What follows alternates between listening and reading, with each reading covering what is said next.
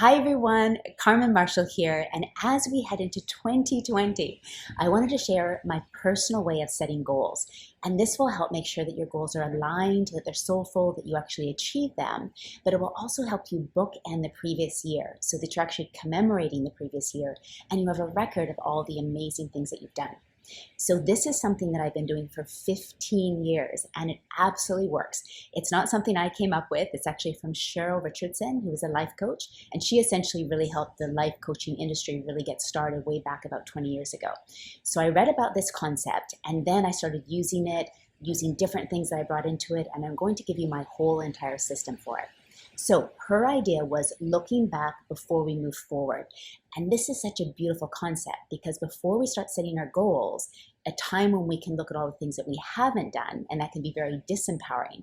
This is a way to first of all look at all the things you have done, and then from that platform, envision the next year. And it's much more empowering to do it that way. And you'll have this beautiful record of all the things that you've done last year. And then of course, next year when you continue doing this, you'll just have year after year of all the most important things in your life.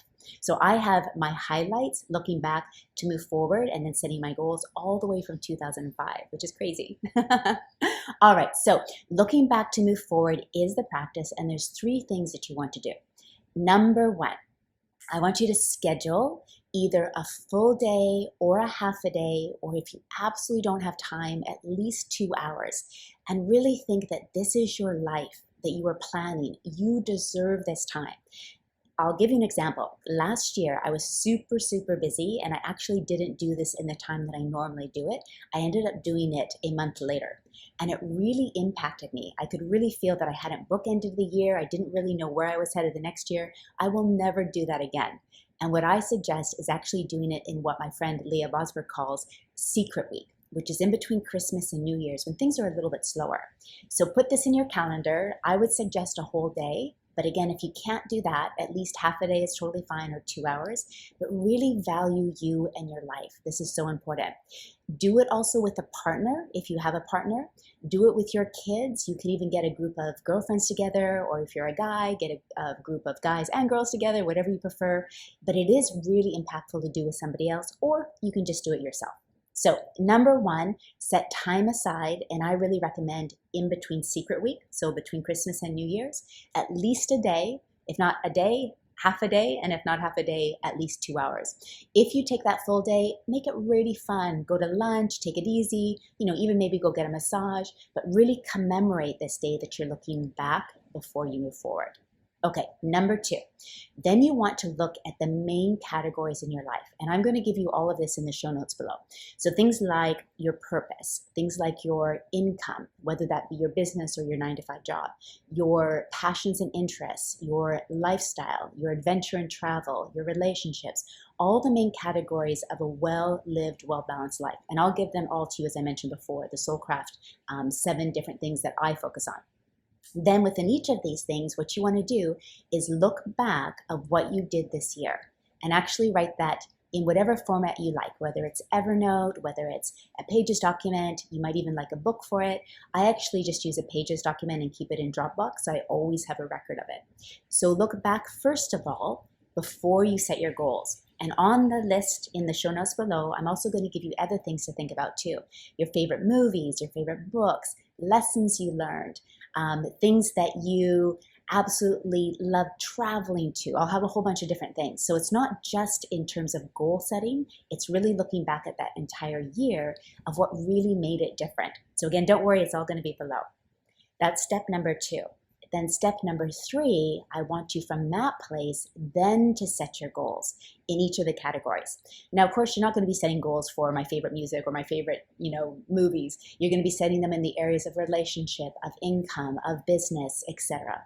And this is where you want to have at least 3 to 5 things, if that feels right, for your goals for the next year.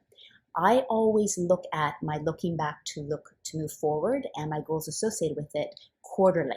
And then, as you know, I really work to a 30-day plan with the moon, so new moon and full moon. So then I'm setting my most important goals every 30 days. But it all comes back from setting those goals at the beginning of the year, looking at them quarterly, and then setting my monthly goals. So After you do the looking back to move forward, and so you're actually recounting everything that you're so proud of what you did last year, then you move on to setting your goals in those areas, and that would be for the next year. In each of those categories, you can also have a bucket list. So maybe you might, in travel, maybe this year you're going to go to Spain, but one of your dreams is to live in Ibiza for a year. It might not be this year you're doing it, but you could have a little bucket list section in the goals for next year as well, so you know the things that you want to do in your lifetime. So, number one is make time for you. Life, again, I was a culprit of it last year. I didn't have time, or I didn't make the time, and I really saw when I didn't make the time, I felt really unsettled. I did do it in January, but it wasn't the same as doing it in between Secret Week. So again, I really recommend making the time for you to do this. Number two, and follow all the categories below that I'm going to give you. You can add your own. I add lots each year as well. I'll come across someone that asks a good question about, say, summarizing the past year or lessons learned, and I add that. So make this a fluid thing that's not based on what I'm just telling you, but things that you want to add. Look back first, celebrate, commemorate everything you've done. And then from that place, set your goals in each of the areas. And then include in those yearly goals a little bucket list for things that you want to do in the future. All right, have fun looking back to move forward and really planning intentionally your life for 2020. This is something that, our life is so important. This is what we should be spending time on. Do it with a friend, do it with your kids, do it with a partner. Make sure that you keep a copy of it always, pull it out every quarter, use that for your monthly goals. And this will not only help you really commemorate life because it goes so fast, but it'll actually help you easefully and soulfully design your goals every single year. Any questions, ask me below. If you like this, share it with friends and family, subscribe. Most importantly, make sure that you keep crafting your life consciously. Essentially, any of those words, intentionally, all of those words.